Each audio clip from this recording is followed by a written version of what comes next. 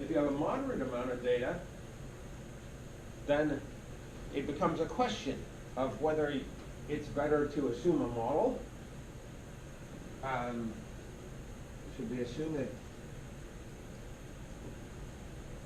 this is a linear model? Maybe or maybe not. So that the game is to know the kind of situation that you're in. If I have tons of data, but I know that it's a smooth curve, I still might want a model because it's useful for some other reason. But what happens is people have this situation and they try and fit a model. That's a bad idea. Or they have this situation and they try to use artificial intelligence approaches. So you still have to understand your data. And the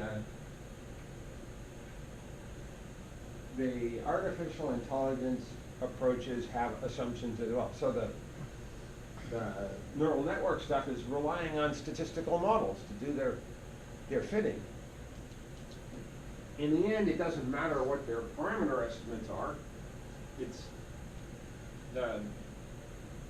So there's still, statisticians aren't putting the AI people out of business, and the reverse isn't true either. So you should know that sometimes you may well want an artificial intelligence type approach. If I have data like this and I use a smoother, basically connecting the dots, then I'm using an AI type approach, which is sometimes a good idea. Okay, questions? So you will see various approaches to artificial intelligence and various articles about artificial intelligence. And if you just remember this, you'll have a better interpretation of what they're talking about. And the computer part of it. The computer part of it's actually quite interesting because some artificial intelligence approaches need a whole lot of a whole lot of calculations, and others don't. So if I'm just using a connect the dots approach here, then that requires almost no computation. Whereas you can crash neural networks easily because you can crash all sorts of things that they. So sometimes the computations are incredibly challenging, and sometimes they're not. If you're in a situation where you have a lot of data, then you have to worry. You have to be aware of the computational challenges. With my 3.4 million Medicare and Medicaid patients, we can't just do whatever we want. The first time we tried, and you just crash the computer. You go, shouldn't have asked it that. It's a good idea to, wow. So we told that in our 3.4 million records, we were working on model development, trying to figure out the model that we were going to report for 3.4 million records, and the programmers were complaining about every time we changed the model, it took several hours to run the model. Well, you know how often I put parameters in and out of models.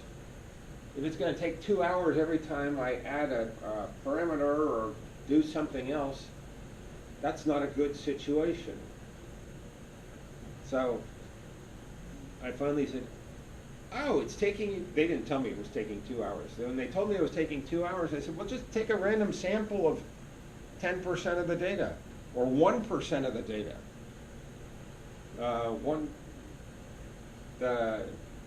And Of course, that's not going to be the final fit to the data. Eventually, you have to do the 2-hour approach. But based on 1% of the data, when you have 3.4 million records, that's 34,000. That's still a lot of data. So, using subsamples, and artificial intelligence approaches rely on that all the time. If they have 3.4 million records, they're not going to use all 3.4 million. What do they need that many for? So, just think about the situation that you're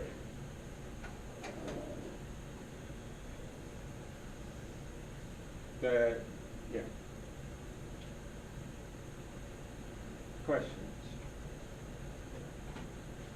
Okay. One of the things that I haven't talked about is MANOVA, and I sent you these notes 10 minutes ago.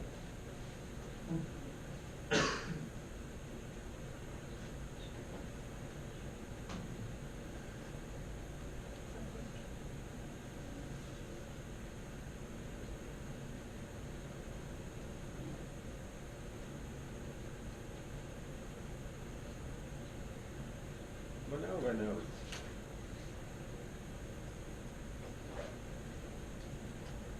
So the theme here is an example of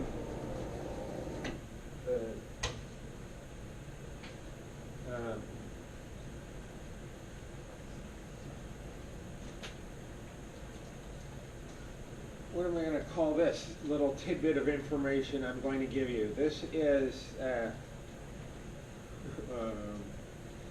general advice.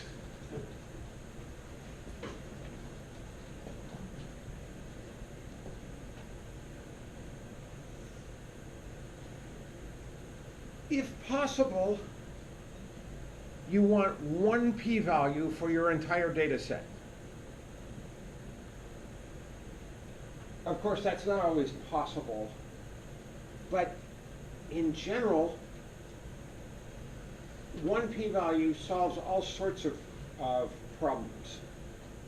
If possible,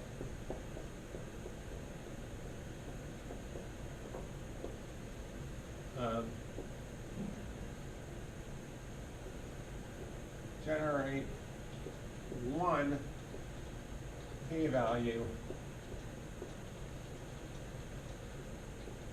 for your entire data set.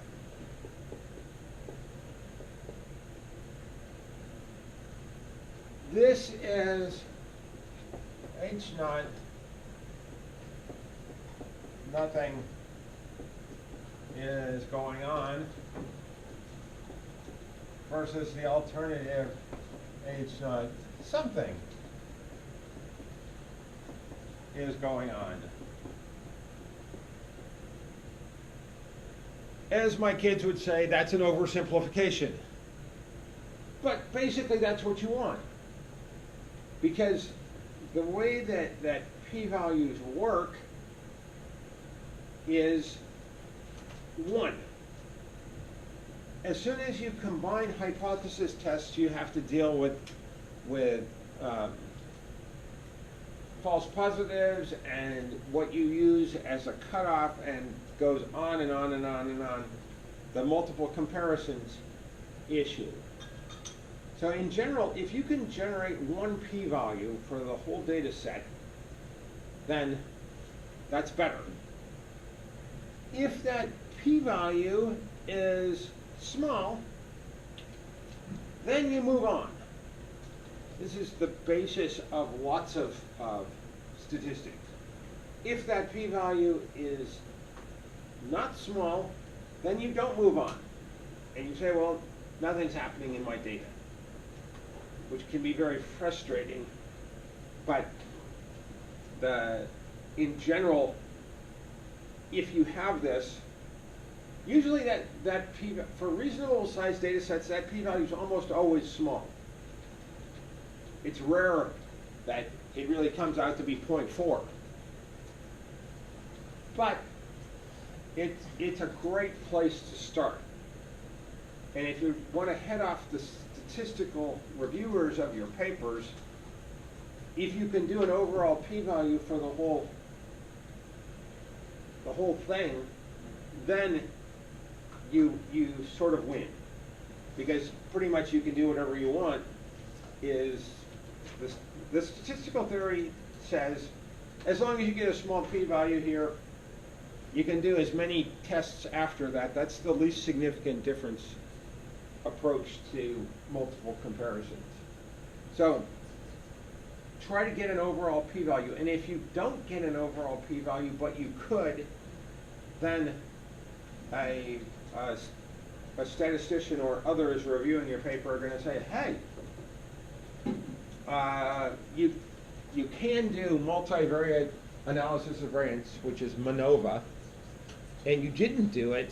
They're going to come back and say it every time. They're going to say, well, why didn't you do MANOVA? The correct response is not, I don't know what that is. If you know what a t-test is, then you know what MANOVA is. It's not hard in that sense. There's a whole bunch of mathematical challenges that you don't have to worry about. But the general idea is super simple. I've been trying for 5 years or so to get rid of the yellow in here, and I just can't do it. In all the other slides, I was able to get rid of yellow, but not in these slides.